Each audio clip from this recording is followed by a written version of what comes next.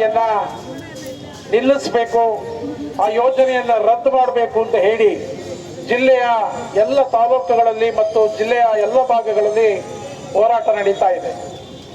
ಸರ್ಕಾರದ ಹಠಮಾರಿತನದ ಧೋರಣೆಯಿಂದ ಈ ಯೋಜನೆಯನ್ನ ಸರ್ಕಾರ ಇನ್ನೂ ಕೈ ಬಿಟ್ಟಿಲ್ಲ. ಏನು ಎಕ್ಸ್ಪ್ರೆಸ್ ಕಾಮಗಾರಿ ನಡೀತಾ ಇದೆ, ಆ ಪೈಪ್ಲೈನ್ ಕಾಮಗಾರಿ ನಡೀತಾ ಇದೆ, ಇದು ಅವೈಜ್ಞಾನಿಕವಾದಂತಹ ಯೋಜನೆ. ಯಾಕೆಂದ್ರೆ ಏನು ಮೂಲ ನಾಲೆಯ 70ನೇ ಕಿಲೋಮೀಟರಿಂದ 167ನೇ ಕಿಲೋಮೀಟರ್ವರೆಗೆ 35 ಕಿಲೋಮೀಟರ್ ಉದ್ದದ ಏನು ಪೈಪ್ಲೈನ್ ಕಾಮಗಾರಿಯನ್ನು ಮಾಡಲಿಕ್ಕೆ ಸರ್ಕಾರ ಹೊರಟಿದೆ, ಅದು 70ನೇ ಕಿಲೋಮೀಟರಿಂದ 167ನೇ ಕಿಲೋಮೀಟರ್ಗೆ ಸುಮಾರು 30ರಿಂದ 35 ಮೀಟರ್ ತಗ್ಗಿನಲ್ಲಿದೆ.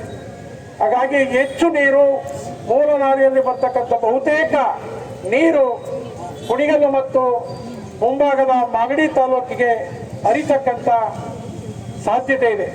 ಹಾಗಾಗಿ ಇದೊಂದು ಅವೈಜ್ಞಾನಿಕವಾದಂಥ ಯೋಜನೆ.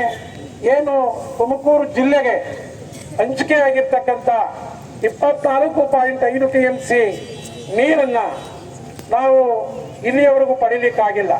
ಪ್ರತಿ ವರ್ಷ 15, 16, 17, 18 TMCಗಿಂತಲೂ ಹೆಚ್ಚು ನೀರನ್ನು ಬಳಕೆ ಆಗಿಲ್ಲ. ಅದಕ್ಕೆ ಬಹಳಷ್ಟು ಕಾರಣಗಳಿದೆ.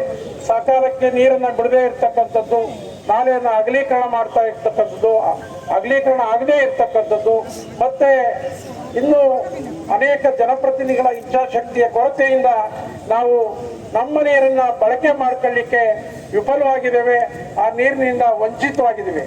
ಇಂಥ ಒಂದು ಸಂಕಷ್ಟದ ಸಂದರ್ಭದಲ್ಲಿ ಸರ್ಕಾರ ಮೂಲ ನಾಲೆಯ ಮುಖಾಂತರವೇ ನೀರನ್ನು ಹರಿಸಲಿಕ್ಕೆ ಸಾಧ್ಯ ಇದ್ರೂ ಸಹ ಒಂದು ಎಕ್ಸ್ಪ್ರೆಸ್ ಲಿಂಕ್ ಕ್ಯಾನಲ್ ಅನ್ನು ಮಾಡಲಿಕ್ಕೆ ಹೊರಟಿರ್ತಕ್ಕಂಥ ಅವೈಜ್ಞಾನಿಕವಾದಂಥದ್ದು ಮತ್ತು 70ನೇ ಕಿಲೋಮೀಟರ್ನ ಮುಂಭಾಗದಲ್ಲಿ ಬರ್ತಕ್ಕಂಥ ಸುಮಾರು 5-6 ತಾಲೂಕಿನ ಜನರು ಹೇಮಾವತಿ ನೀರಿನಿಂದ ವಂಚಿತವಾಗ್ತಾರೆ.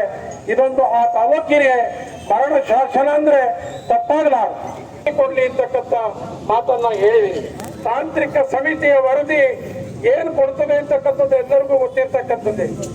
ಬಹಳಷ್ಟು ತಾಲೂಕಿನ ಜಿಲ್ಲೆಯ ಜನಗಳಿಗೆ ವಂಚನೆ ಮಾಡಿ